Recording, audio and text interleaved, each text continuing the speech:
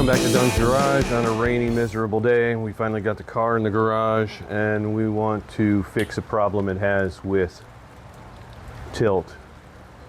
I don't know if you can see it on camera that close. Ripley, get out of the way. Can you see that it's crooked? Yes. Okay. The dog's not standing in front of it. So, I just learned a little bit about this. Apparently, if you have super stock springs, the car always sits crooked, so that when it twists to launch, you have more force on this one side because it's already preloaded the other way. So, I don't think I have super stock springs, but I do have very old, worn out springs. They don't look like the super stock springs that we bought.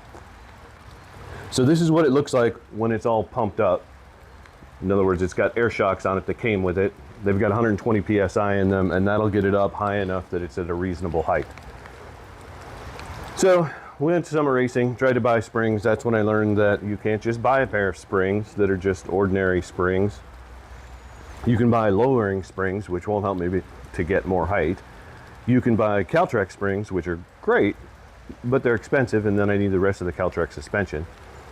Or you can buy Mopar Performance super stock springs, and you can buy 5 varieties of the side of the driver's side and 5 varieties of the passenger side, all of which will make it crooked. I don't really want it to be crooked because it's not really a drag car, it's more of a cruiser. So after talking with the guy at Summer Racing, we decided on 2 passenger side springs because they are symmetrical, so they'll go back and forth, and that should put it level. So what I want to do first is measure the height where it is now.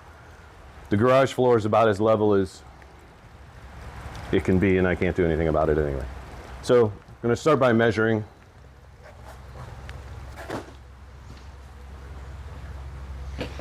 See if you can get a view of what the wheel looks like in the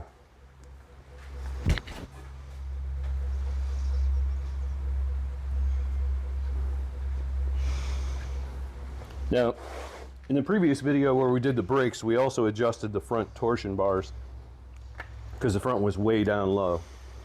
So that helped quite a lot, but it still sits crooked in the front. I'm not going to mess with the front, but I am going to measure the front, and then I'll measure it again afterwards and we'll see what we have. Maybe we need to adjust that. So the height from the ground, thank you Vespa, is 26 3/4.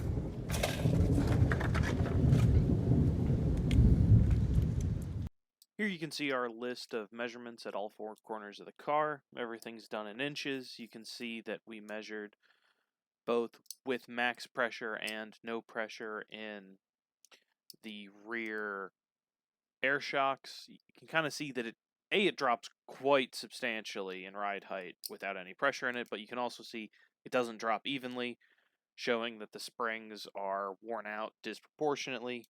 That makes sense when looking at a solid axle car.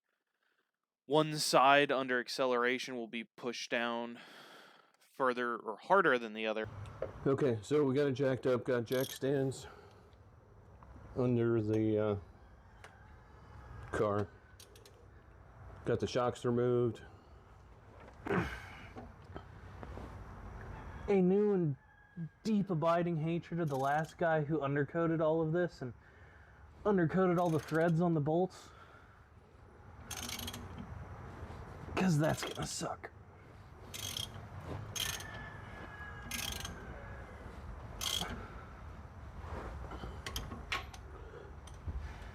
So we'll go ahead and loosen up all of the U-bolts, and then next we will take the shackles loose and lower the springs.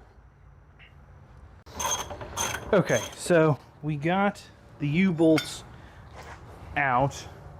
As you can kind of see up close here, it's covered in some kind of very hard undercoating that kind of acts like bed liner, and it coated all the way down to the tips of the U-bolts, so they were quite the problem to get out. But after those, you have to get bolts out of the front of the springs, which I will hand to him to show you. Oh. So if you notice, this bolt can't come out because it'll hit the what everyone calls a frame rail. So you have to remove the spring hanger by taking these nuts off these studs, and then we can remove the spring hanger and the whole spring assembly will come out, and then we'll have to take that bolt out to mount the hanger back on the other spring.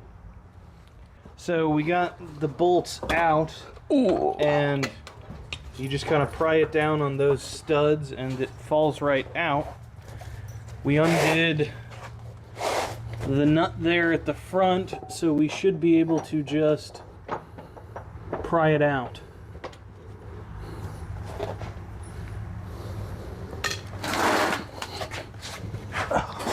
Which might be easier said than done. Go down.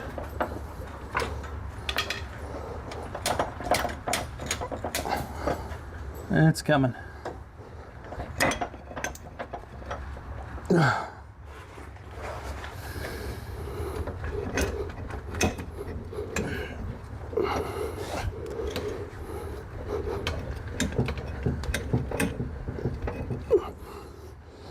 Can you wiggle it back and forth? No. Please?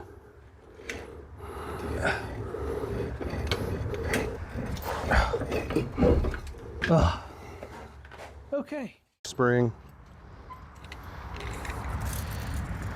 It is 8 1/4 inches. Here's the new spring. It is 9 7/8 inches.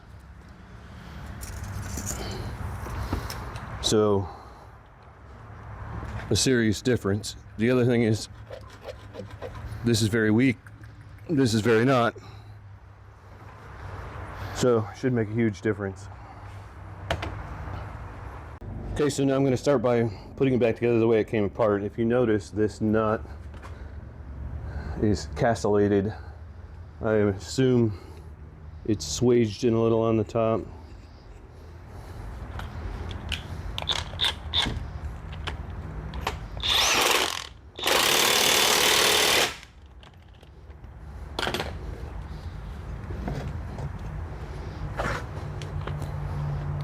Maybe don't do that.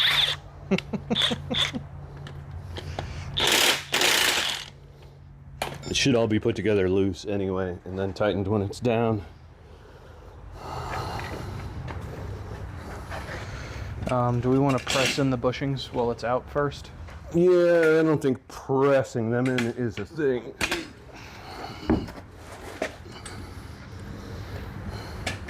So when we bought the new springs, we got a new set of bushings because it comes with bushing in the front but not in the back. So, and I already tried these out without taking them out of the bag. Ian mentioned pressing them in. That's a strong word for what I'm going to do.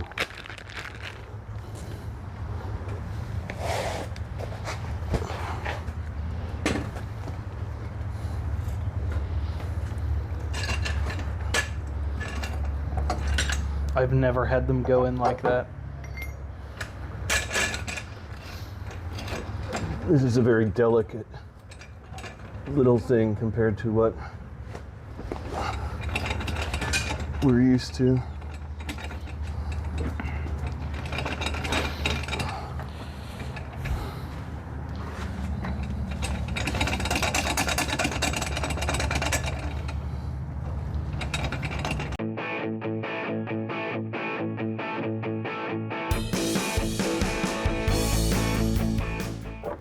Okay, so now we have the new spring up and in place, and you can see